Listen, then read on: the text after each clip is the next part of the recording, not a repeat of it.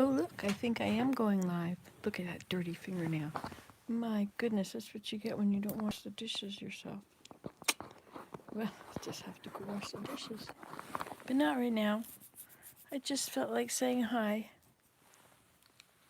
I'm not sure why I felt like saying hi. I have nothing else to say, so I've said hi now.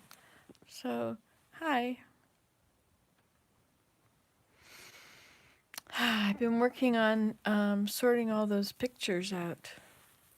Oh, you want to see this cool thing I put up on the wall? This is my newest view. Hello, Umair Siddiqui. I gotta turn you around just a second. I'm good. Let me show you this. Grandma's babysitting service. Little people always welcome. Service includes meals, lessons, entertainment, and lots of hugs. Tender, loving care for your most precious possessions. Isn't that sweet? So I put it up here because I thought Desmond would probably like to sit here and read it. Hello, Jillian. How are you today? Gee, nice to have everybody showing up again. Do you have to work today? Are you getting ready to go? What's the time? 7:30. Or do people wake up and lay in bed and look at their phones and see what's happened while they were asleep, not receiving notifications? And I don't know if I ever would, but check their calendar and see what they're supposed to do that day. Every day sort of unfolds in my life. The odd day has a thumbtack right through it. You got to do this on this day. The rest of the days are pretty open. I get up when I wake up. I eat when I'm hungry. I walk when I feel like moving. I clean when I notice stuff is not in the right place. Noticing is a trick. Noticing is like the root of it all. I don't always notice. Now, what was that someone just say? Hello, superstars. Yes, I'm very well. I hear that there's a bad flu out there. How do I do that? You can't just touch something and make all the words go away. You just have to wait. Is that how it goes?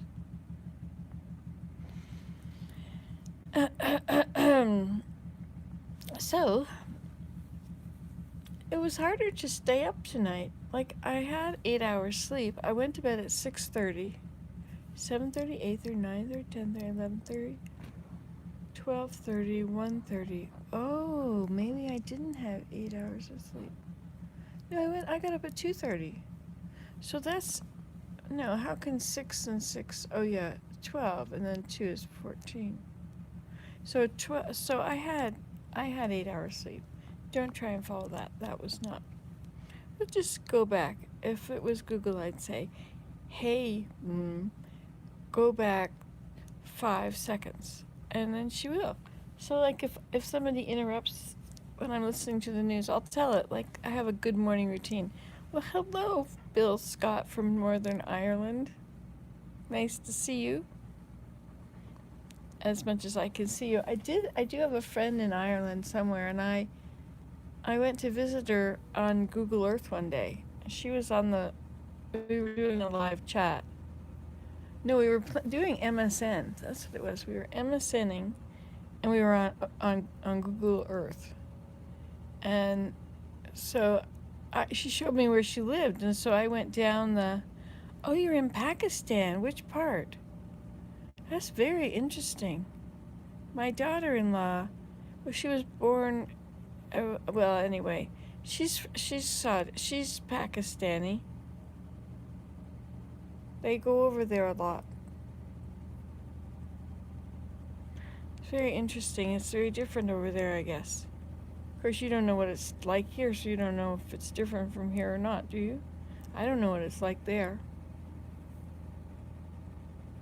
I know what they say, and I've wondered many times about people who are very poor and live in, like in cardboard. They used cardboard for walls and then tin for a roof, or maybe just cardboard for it all, or tin.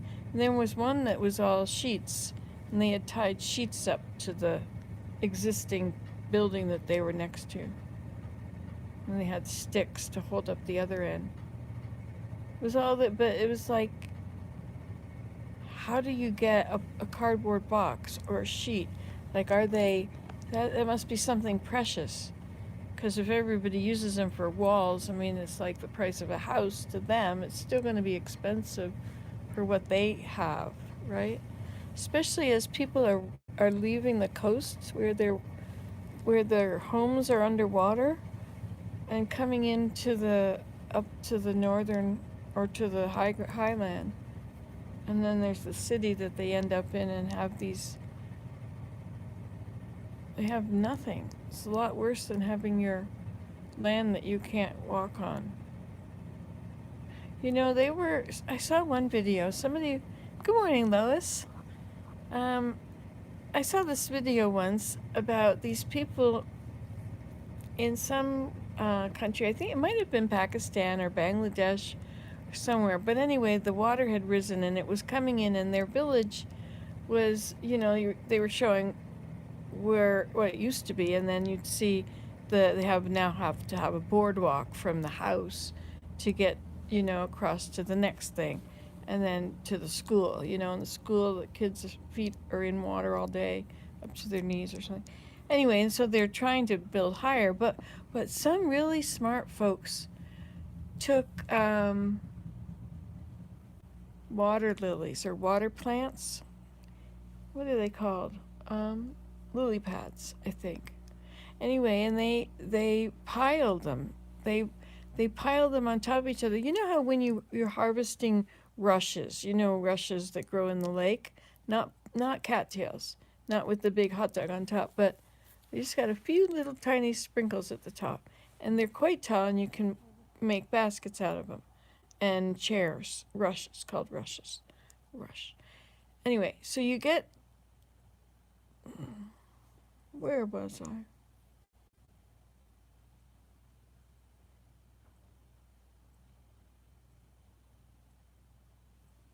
I was really gone somewhere. Where was I? What was I thinking about? Now I can't even remember that. Well, hello.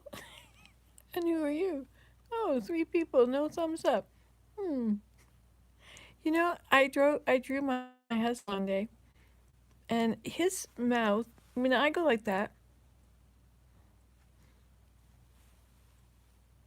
It takes my forehead, and it takes, and it makes me, turns my face into a big frown. But his goes way down. And it's just his natural, not moving position. And a smile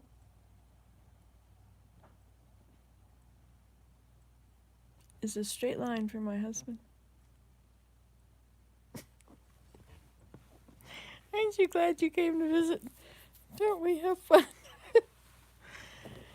Oh, those porch swings that I sat in with my mom in Georgia?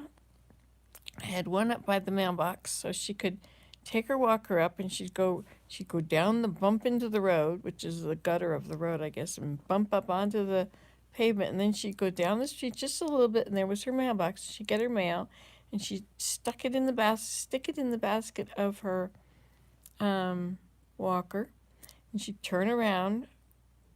Oh no, she wouldn't turn around and go back. She would just go down past the little bush another 2 feet, and then she would lift the front of her walker up onto the thing. I think, she could pick up the walker, and she could put it on the grass and then walk over to the bench, and then she would sit down there, and she would go around to leave, or go straight ahead and down.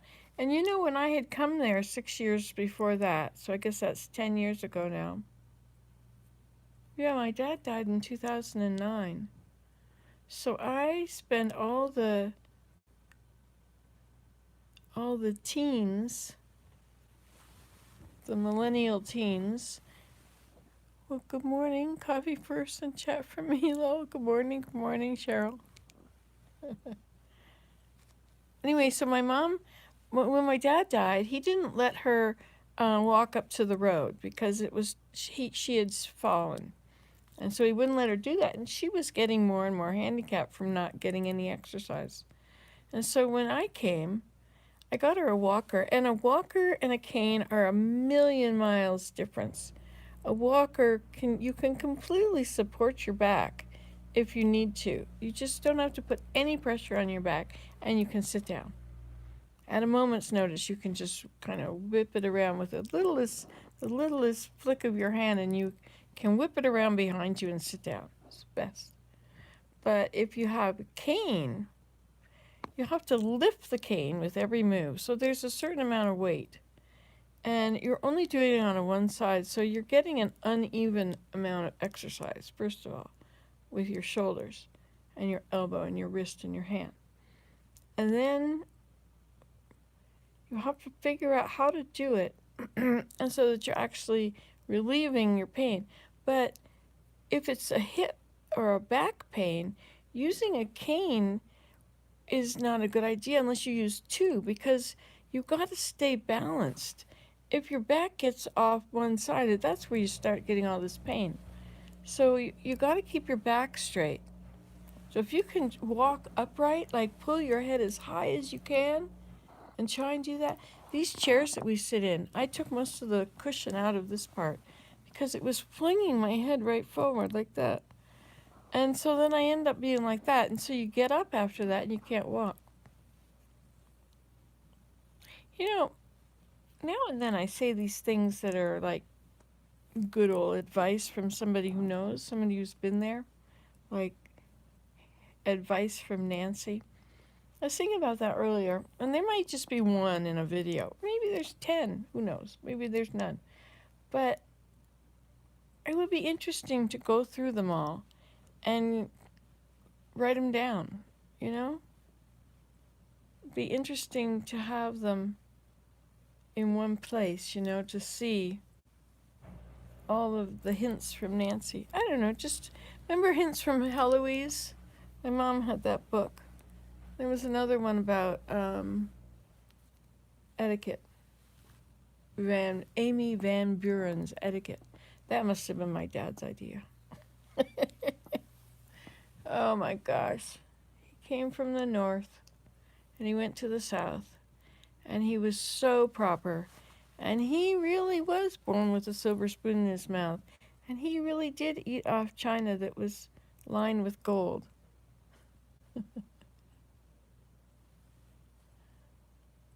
Oh, hi. Oh, hi, Lisa. I thought that was Cheryl. I thought I was seeing the same thing.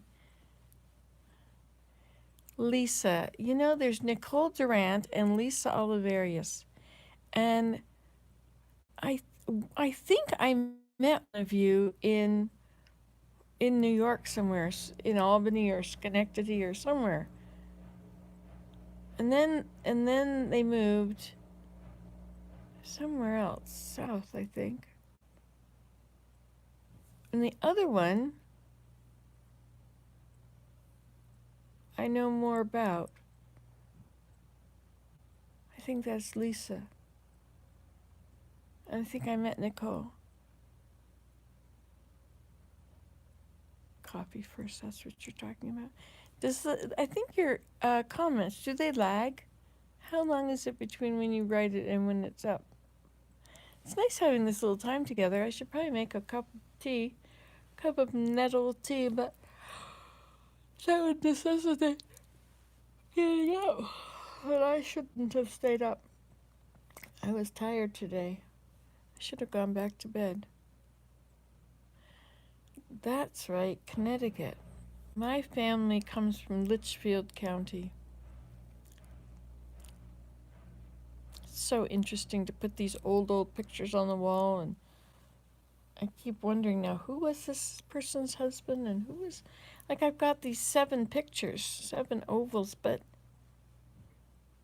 they're not lined up. I think there's 2 women and 3 men.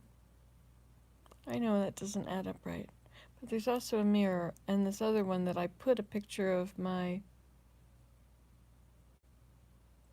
some ancestor in it. Then I found this other picture of these two ancestors. And this frame, I wanted to take the frame, open up the back so I could see the writing on the back of the picture. Well, this frame, I don't know when it was built, but it was old. I guess it was the original frame. And they had used, well, how old could it be? They had used that, you know those ribbons that are made of crinkled paper that use streamers, right? You take them up to the lights, you know? Well, they had, in this picture frame, one of these streamers is stuffed in all the way around. I lived in Plymouth in Litchfield County for many years, but I grew up in Fairfield County. So is Kent in Fairfield County? Plymouth. Oh, I have lots of ancestors from Plymouth. Is that Plymouth, Mass. Or Plymouth, Connecticut? I think I have them from... No, I don't know. But my whole genealogy, I have it all on the... It's not... Which question are you answering? Ah, dear. So where were we? Did you see this picture of Grandma's babysitting service? I brought this home from Mom's.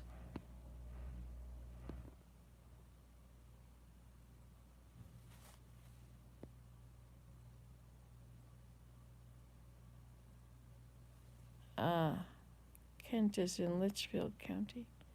Isn't that cute? I just love that. Grandma's babysitting service.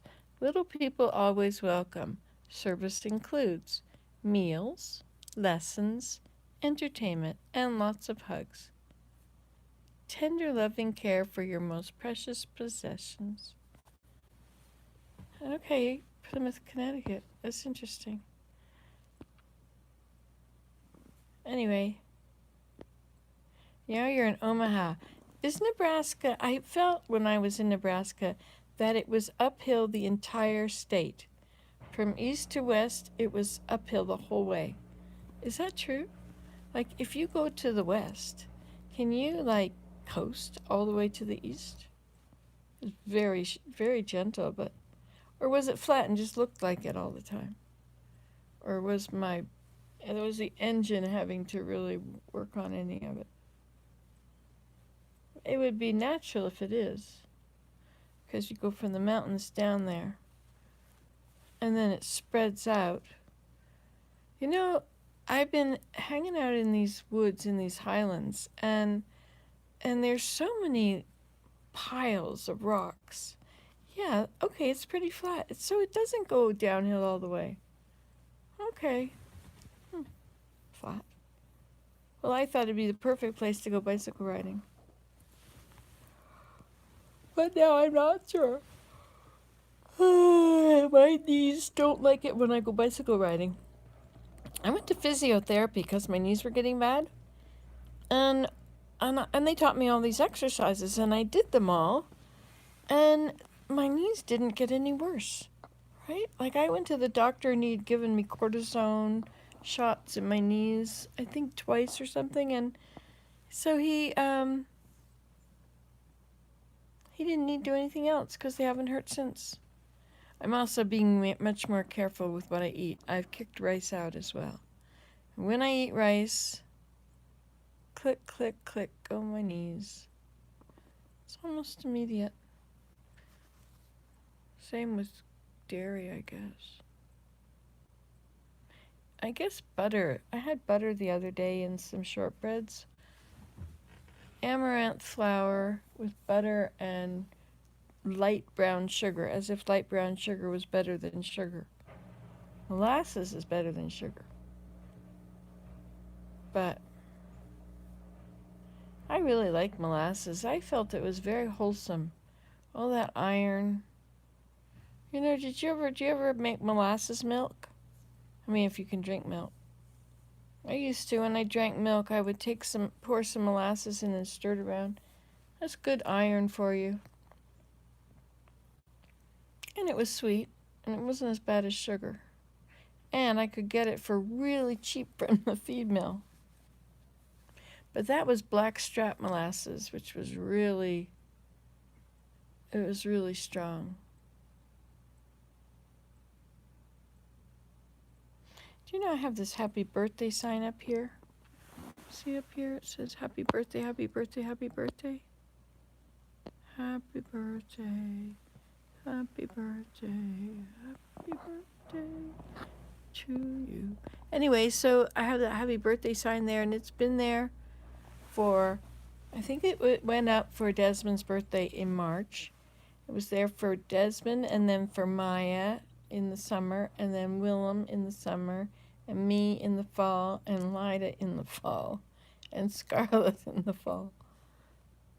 And well, Ben hasn't been here since Christmas, but his birthday's Christmas, so it would have been his. Anyway, I think it's nice to have it up because all the parties happen in this room. It's too much boot room. I wish I had. I don't need anything. I have everything I could possibly want. But it would be nice if.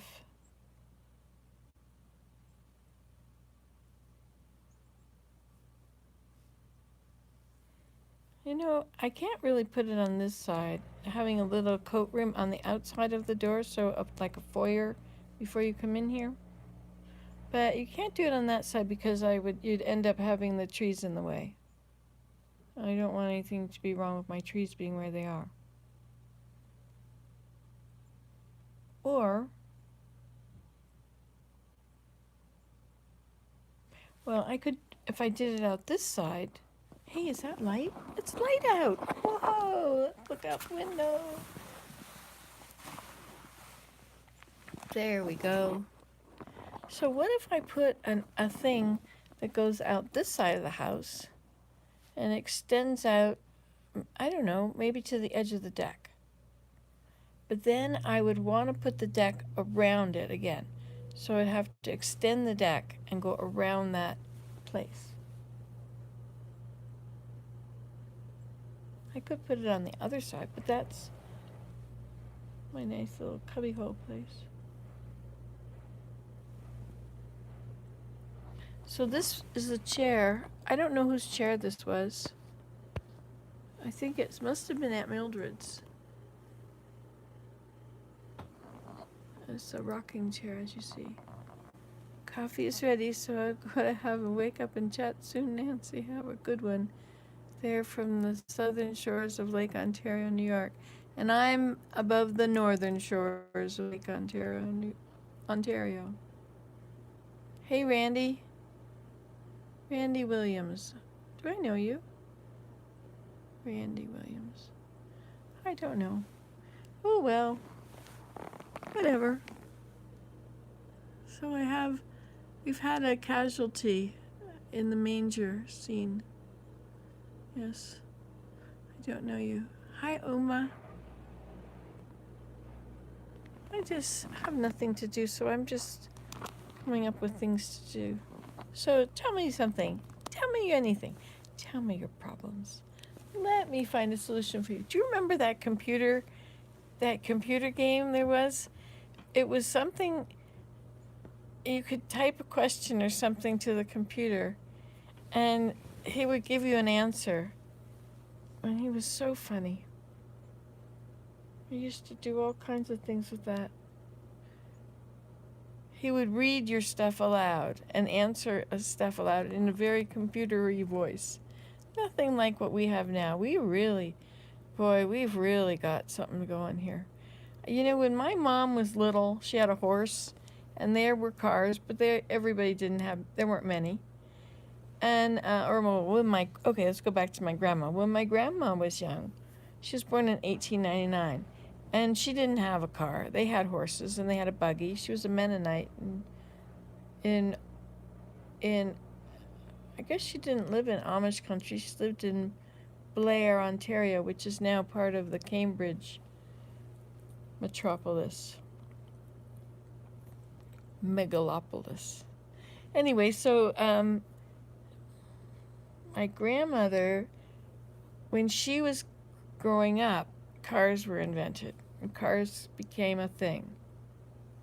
Well, in my lifetime, computers were invented, and they were around when I was young, but they were these massive things on a wall,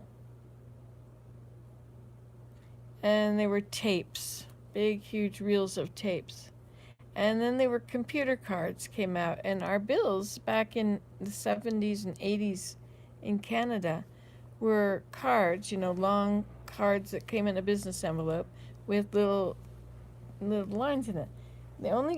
Before that, when I went to school, we would have our tests were graded by computers if you used those long cards and you drew in the little spots, right?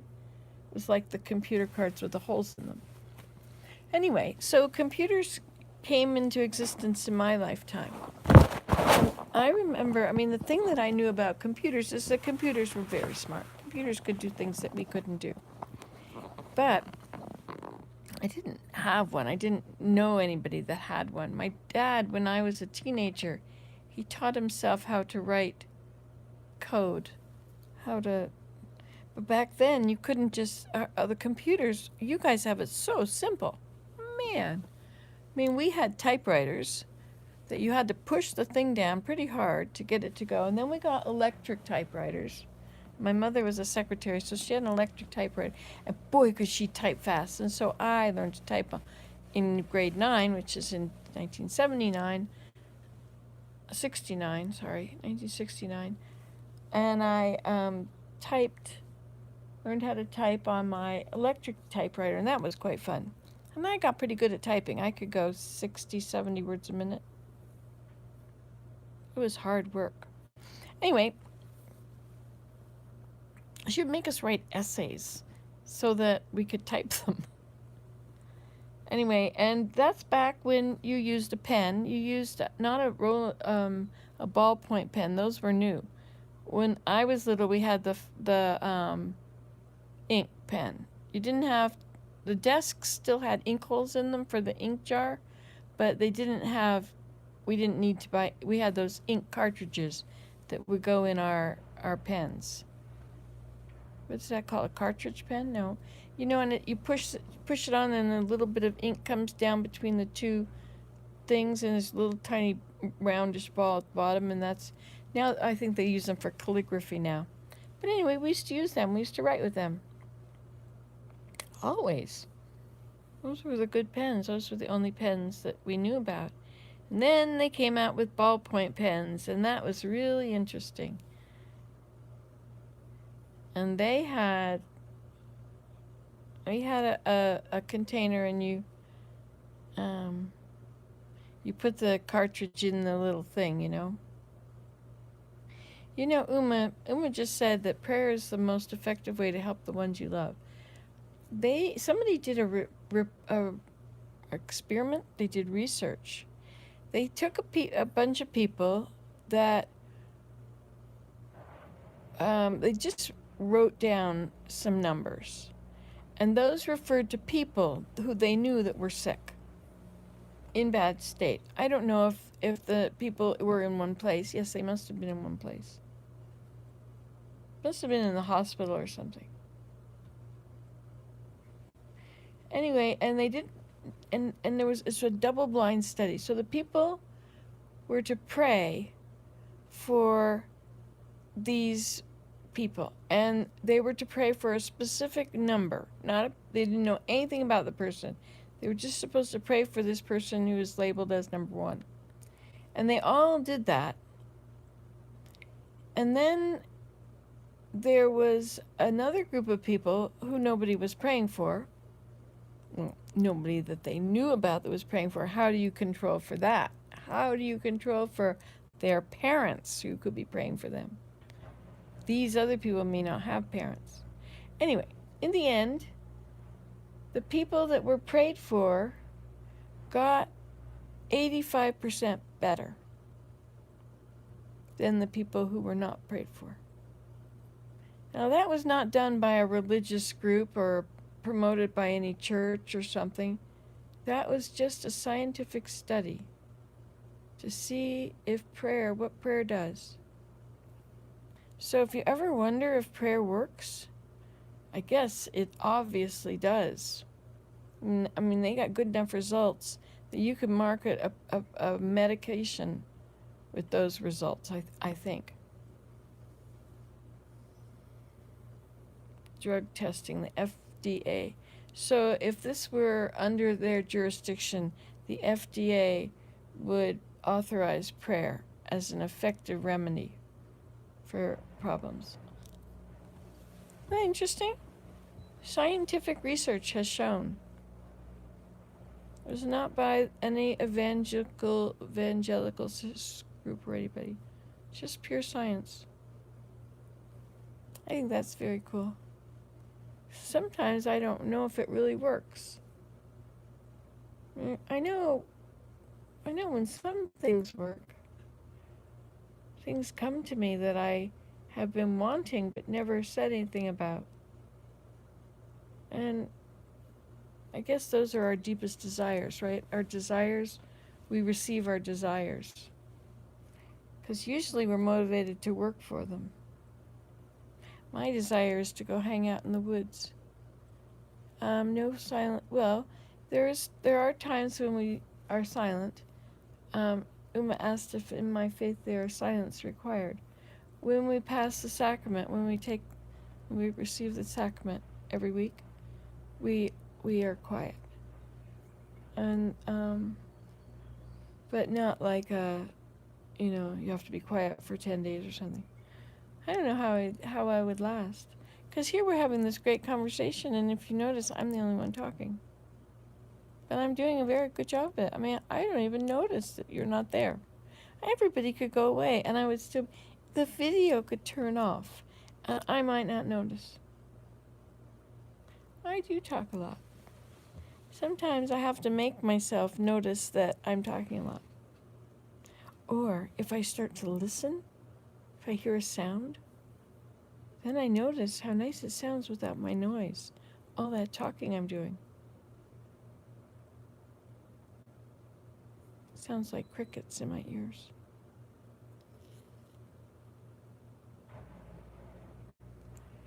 I'm washing those cushions again. You know, the ones that are as old as this chair that they've been sitting on for the last so many years. I don't know when my Aunt Mildred died, but that looks like it was her chair. Of course, she wasn't a big person. It's a pretty fancy chair back then. It was probably a Jackson chair.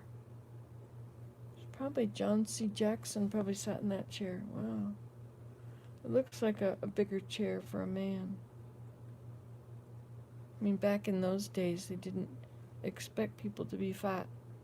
I mean, everybody had middle-aged spread. Morning prayer. All right.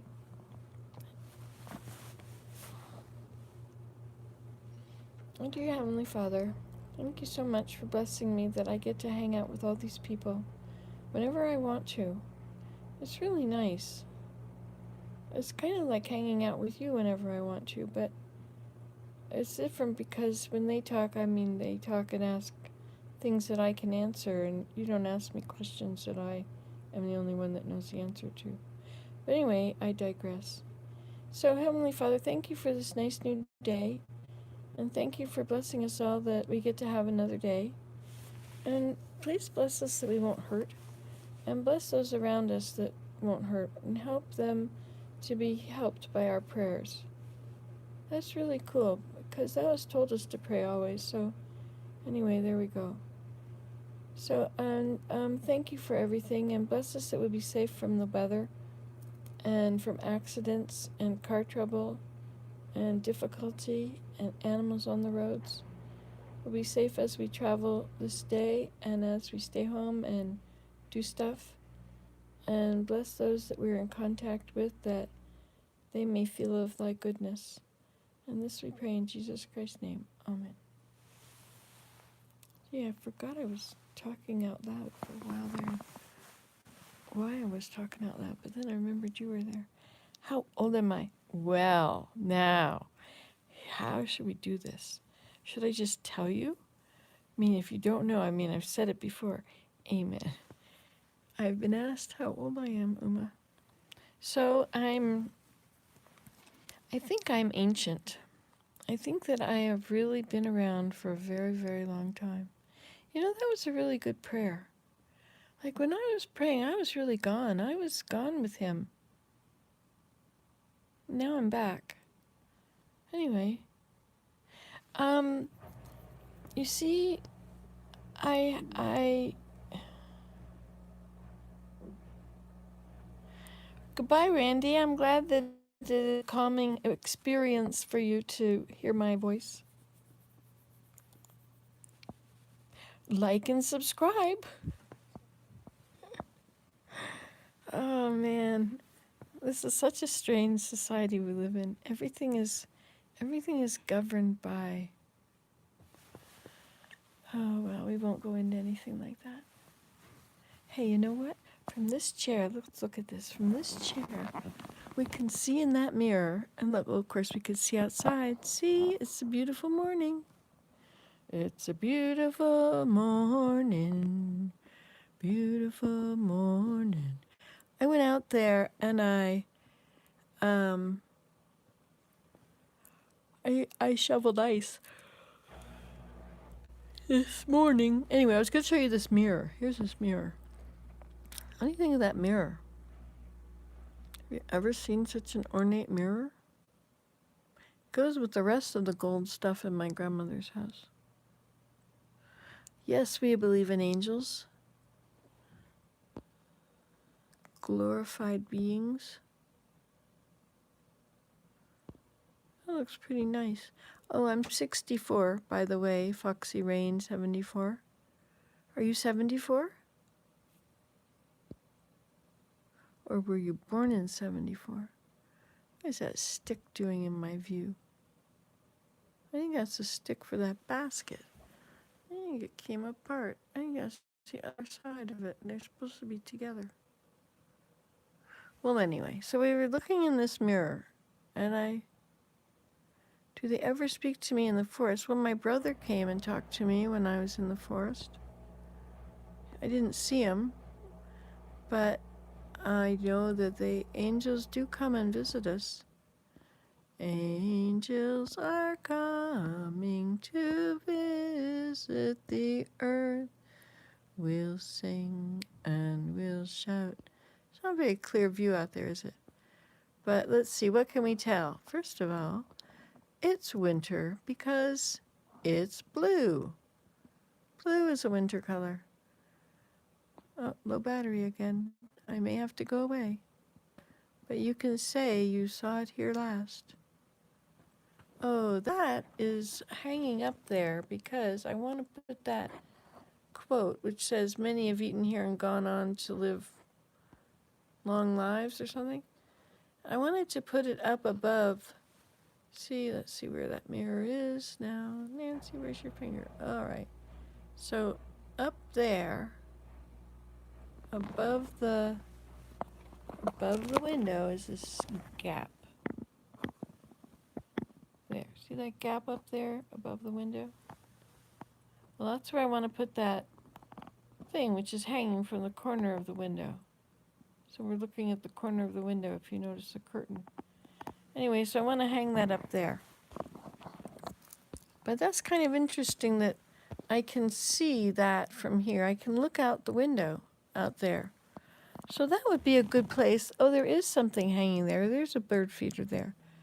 Needs to be filled. And then I could sit and do that.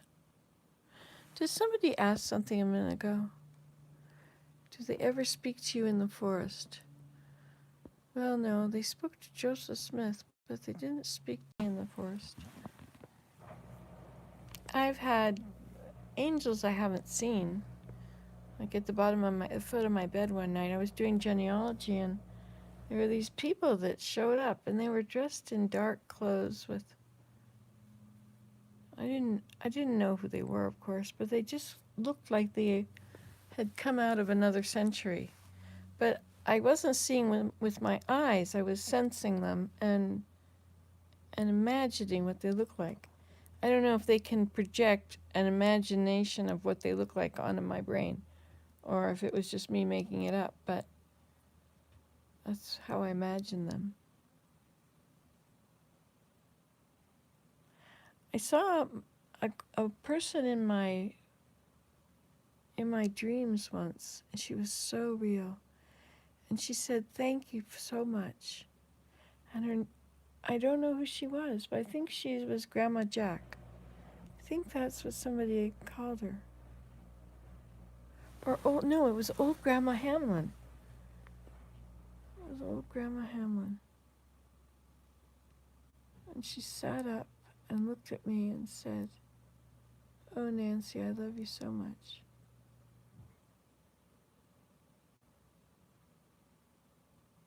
This person that I didn't know. Anyway, so there you have it. But you know what? I think angels are really an interesting thing. Because now I'm going to get into some of my beliefs here. Okay, because I have a question about angels and guardian angels. Now, the church is patterned after the church in heaven, where we lived with God, where we have been for millions and billions of years, preparing for our turn to come to an earth and live on one of the many planets He has created and do this whole earth life thing. We're a spiritual being having a mortal experience, right? This is our mortal experience. So the church is very organized. So there are things are organized in groups. So all the women are part of Relief Society. So we have a Relief Society president, and she has two counselors, and together they make decisions. And then every person has, well, things have changed now. We used to be visiting teachers, but now it's ministering. And so where there's a need, someone is assigned to minister to them. And so I go and visit a person who's paralyzed in the hospital and whoever else, right? Okay, so, and it's all organized. So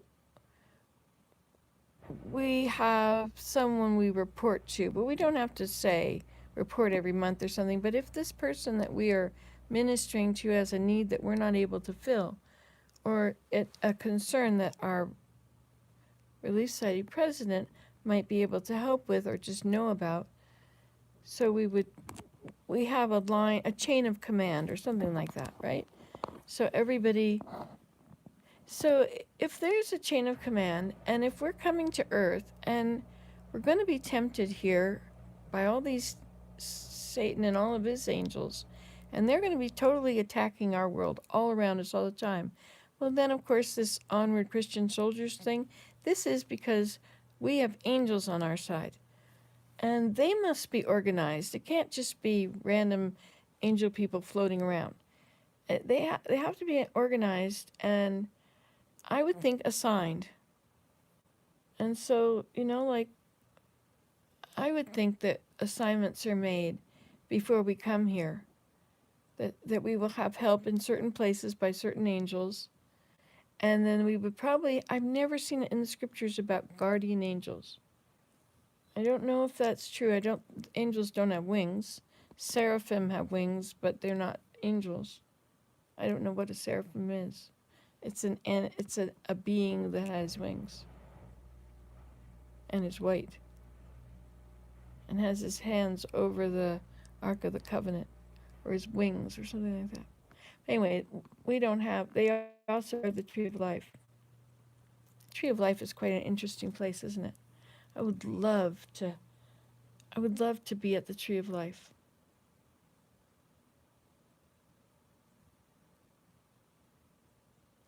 But you can't be with the Tree of Life and partake of the fruit because you live forever in your sins. So there had to be seraphim to guard it. So we have to be sin-free to take of that fruit. And as soon as we become sin-free, we do start to take of that fruit. And the fruit is the most wonderful fruit of all fruit. And it is the most to be had, the most wonderful to be desired and had. And it is the love of God. And when you partake of the love of God,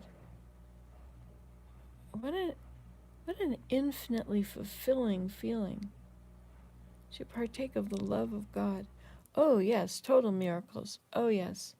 The hand of God is in all things. There's no such thing as coincidence. We have many miracles. Miracles happening all the time. We don't usually know what the miracles are right away. Sometimes we have to wait and find out. Hi, Mike Landry. Yours is a very familiar name. I wonder if there's something you can click on here where you could go and see all of one person's comments. Wouldn't that be nice? I remember at one time trying to write down all of one person's comments in one place so that I could read all of their comments, and then I would have sort of a profile of who they are and what we had talked about. I guess Facebook has that now. It's called a profile page. The things that we have gone through in our quest to use computers, eh? I'm so glad that I got a divorce. I was married to a farmer, and we were very poor, and I didn't have a computer, and I wonder if I ever would have had one. Willem had one when I married him. His first computer was a Commodore 64. You remember that?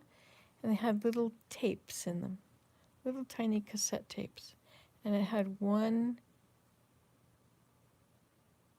not a megabyte, 1 bit. A megabyte is that 1,000 bytes? So it had 1 bit of memory. Think. And it was fabulous. It cost lots and lots of money. Those old things like that. Anyway, now look what we have. We have these devices we can hold in our hands. They're like a phone that we completely skipped it, It was like it was in the World's Fair in 1967 in Montreal. I went to the New York World's Fair, and I went to the Montreal World's Fair. I think the Montreal one was in 67. So when was the New York World's Fair? Because I lived in New York, right? Until I was 7, well, from 2 to 7. So our parents would have taken us to the fair. I mean, if they took us from Georgia to Montreal to the World's Fair, it would have taken us to the New York World's Fair, don't you think? I must have been pretty little because I don't remember. But the idea was that in the year 2000, which was just as far away as could be possible, how would you ever get to the year 2000? Of course, I had to figure it out. I would be 40-something when I got to the 2000. I would be 45 because I was born in 55. So I would be 45. So I knew that from when I was young, when I was a teenager and had counted, right? But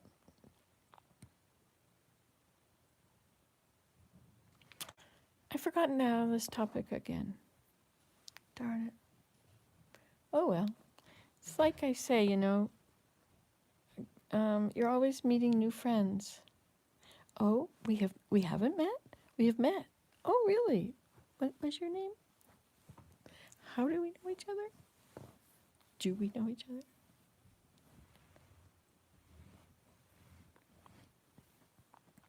I'm starting to hear noises. 8:15. People are starting to wake up. It's very interesting. Willem is staying up later and later at night, and I'm getting up earlier and earlier so that my early is now crossing his late. So it's like I got up the other night at 11:30. So I was exhausted at 5 and I went to sleep. I got up at 11:30 and he doesn't go to bed till 1:30 now or something.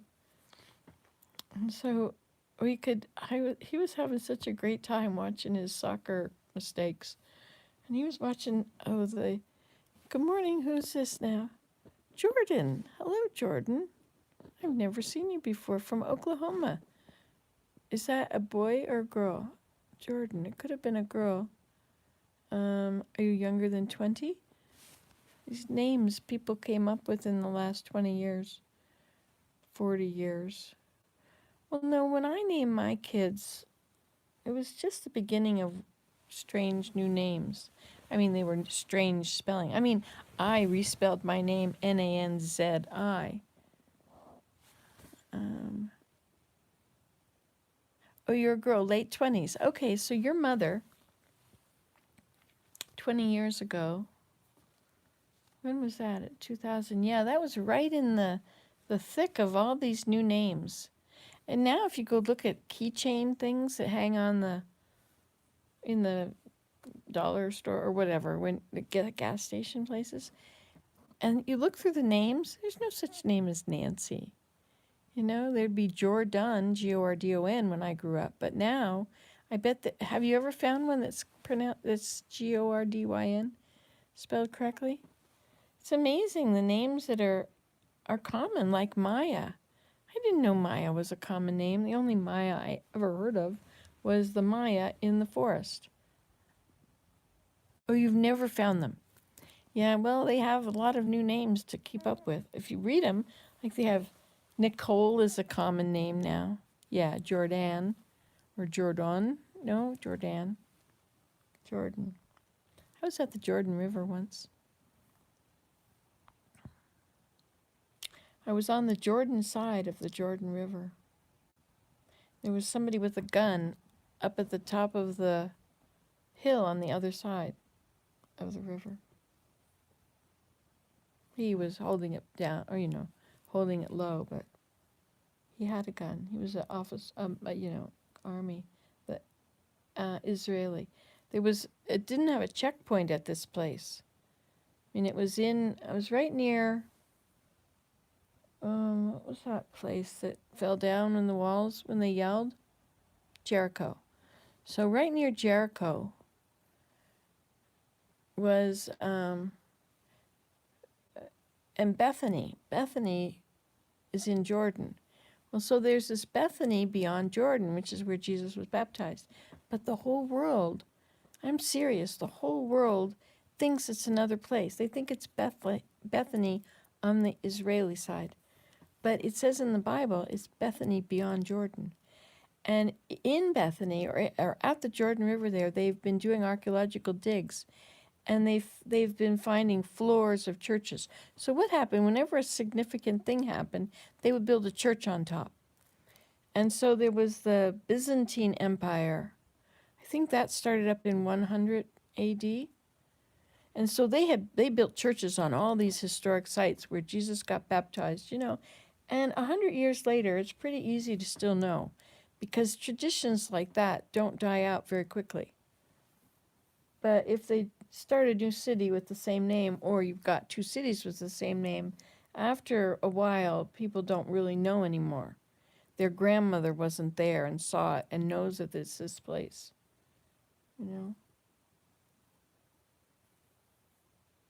Personal knowledge is a good knowledge. Anyway, so they had dug down and they had found these church floors, the tiles that they would use for the floors. They would make their tiles out of rock, out of different colors. And there was a yellow rock and a black rock and a white rock. And they would make these patterns. They're very interesting patterns. One of them, in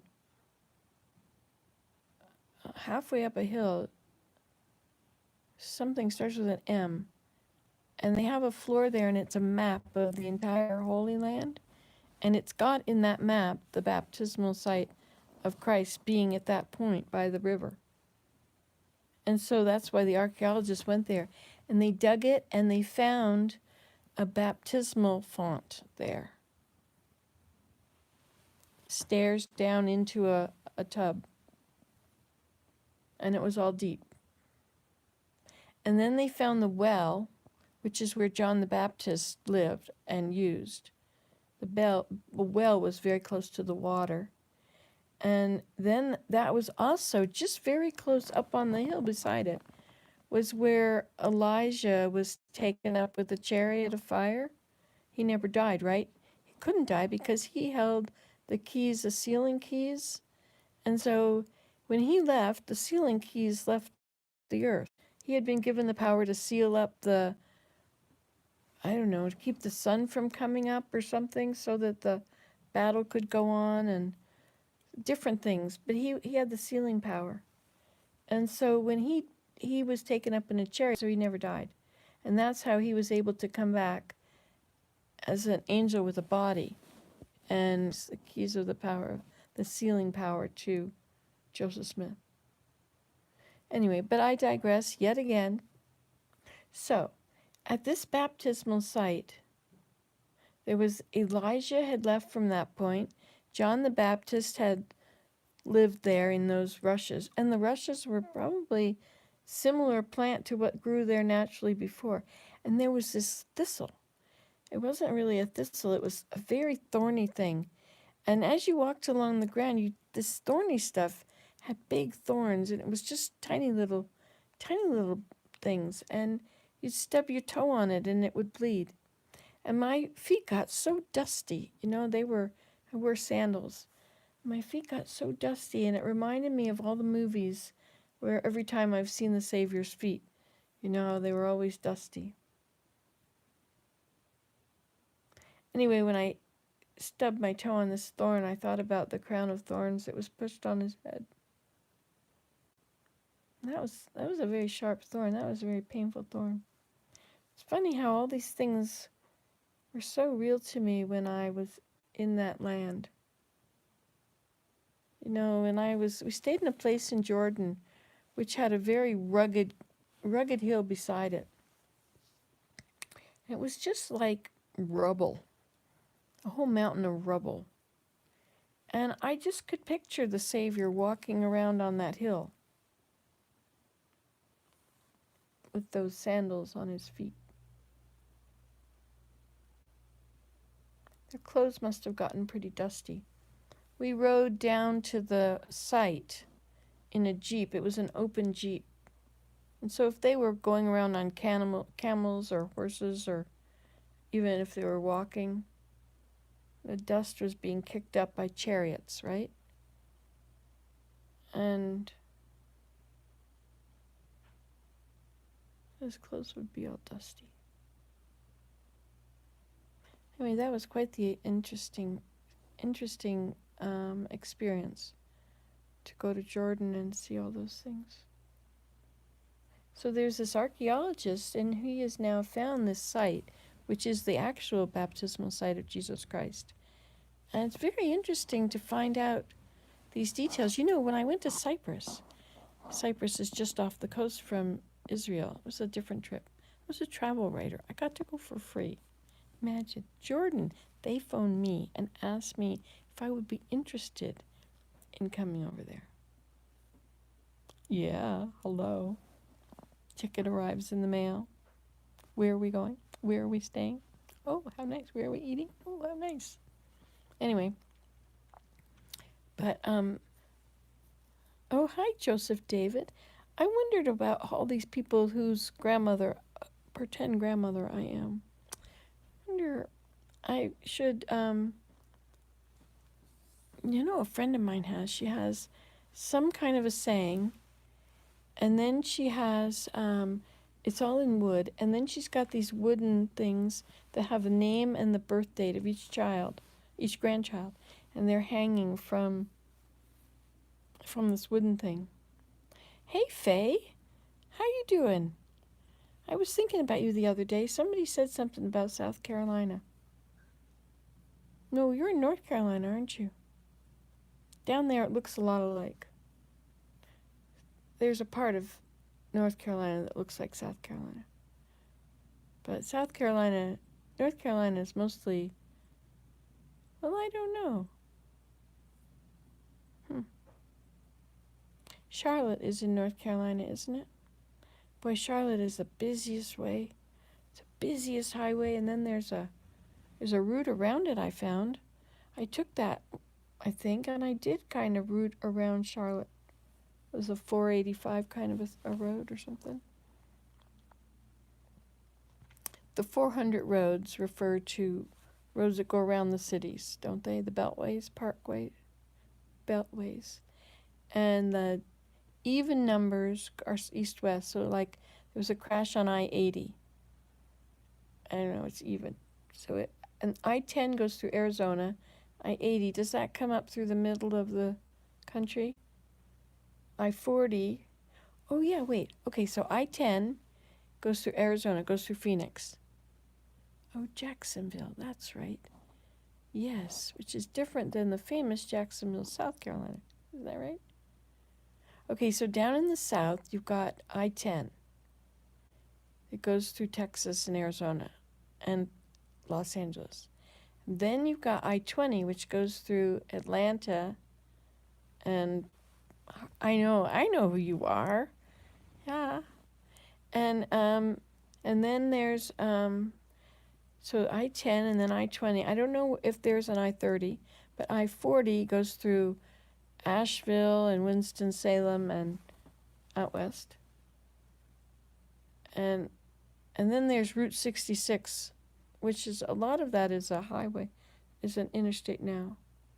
But I don't know what the number is. 64 goes through Southern Virginia. I don't know if there's an I-50. There's a 64. Goes to Washington, D.C. and then through West Virginia. 64, there's an I-75. Now, the fives are different. Oh, yeah, well, those are, yeah, fives are north-south. Odd numbers are north-south. So there's 95 is on the coast, and 81 is inland, and 85 down at the bottom.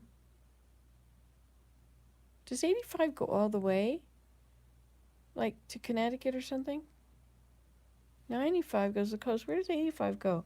I always get off of it now at Charlotte and to Nash up 77, which is north-south.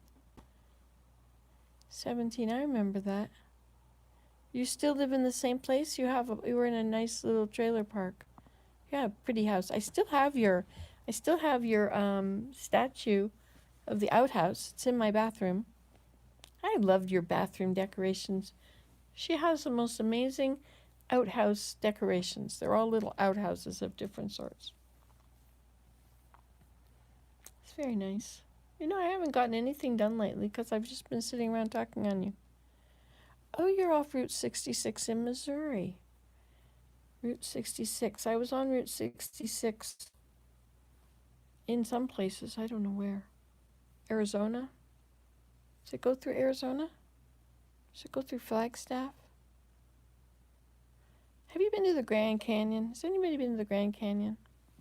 I think the Grand Canyon was really fun. I went there with Mary. Mary and I, we were little flower children. And we were little teenagers. In 1976, I was 21 years old. I guess we weren't teenagers anymore. I had been living in Phoenix, and she came to visit, and I quit my job, and we went traveling. It was fun. I worked at CSS in Phoenix, Computer Service Systems, and it was shopping investigators. It was quite fun. Anyway, so I was a shopping investigator there for a while, and then we went traveling. We played in the desert, and I think we were on Route 66 at some point. Oh, that's right. We stopped at the Grand Canyon. And at the Grand Canyon, it said, wear your most comfortable shoes, or less. That's how Mary read the sign. And her most comfortable shoes were flip-flops.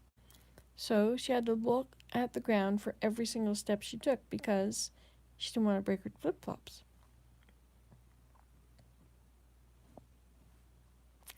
Anyway, we hiked down there. She got bit by a scorpion. Kansas, Oklahoma, Missouri.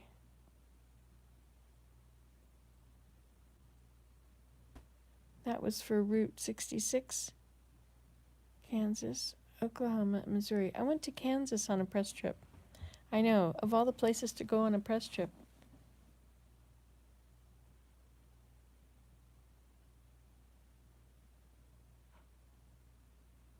I was in Nova Scotia, planning that I was going to go to Kansas next, and then after that, I had a press trip to Switzerland.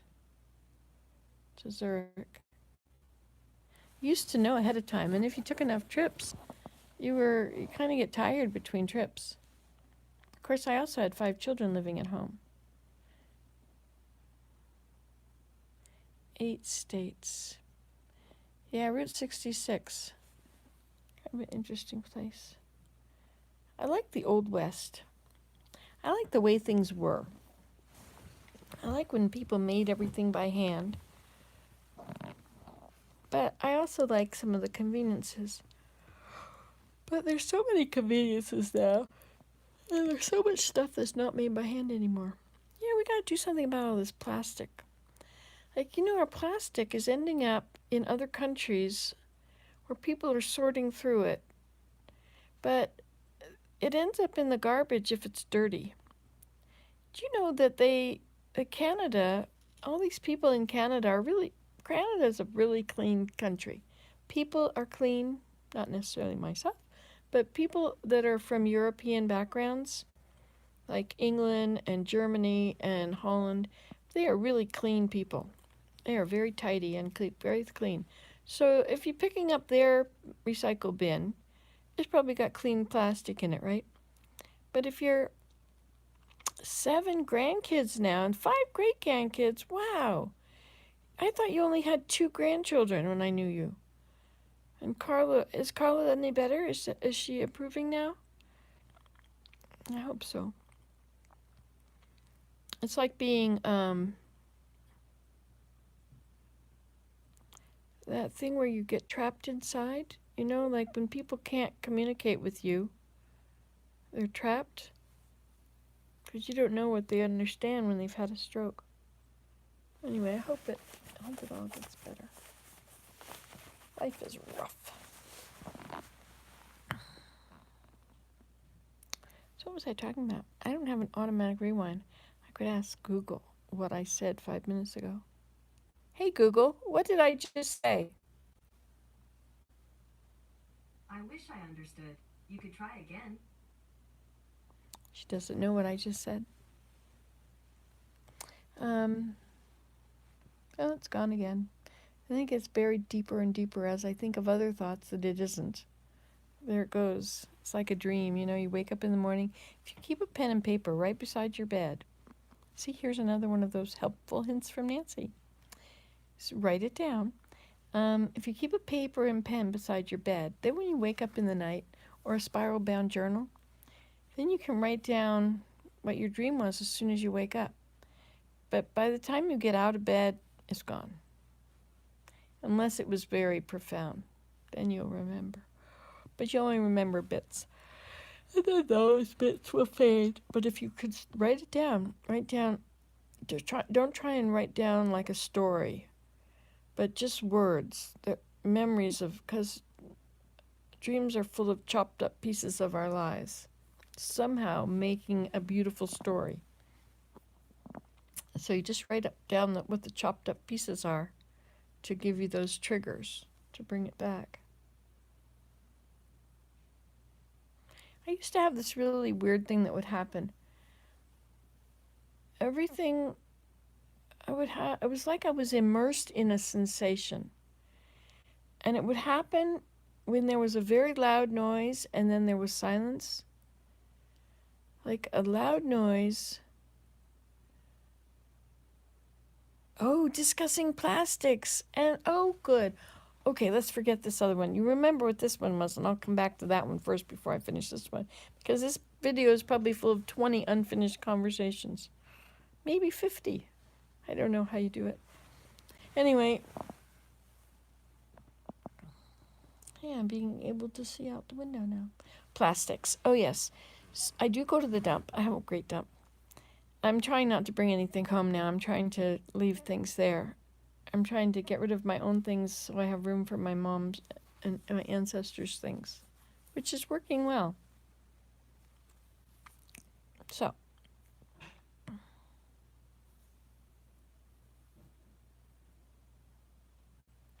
I washed both of those seats. Oh, yes, plastics. Okay, so they're nice and clean, but when you get somebody else that doesn't wash them and they get picked up and they get mixed in, well, so Canada has sent a bunch of these containers, like go on container ships, right? That go on trucks of plastic to countries in Indonesia area. And the country finally stood up and demanded that they come and get their plastic and take it home, take their containers home. They were so full of dirty plastic. So when I see people's plastics out at the reuse, it always looks clean to me. It's mine that's never as clean. But 3 more strokes. How do people, how, oh.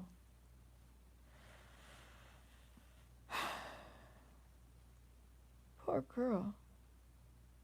She was young, her life was bright, right ahead of her, and she had a good job, a good insurance policy, everything, health insurance. But she had a stroke, and it maxed out her health insurance policy. It was not limitless. It was maxed out at whatever the $1 million mark or whatever. And they took her house, they took her car, she lost her job, she lost her income, and she had strokes, and so she had to live with mom, and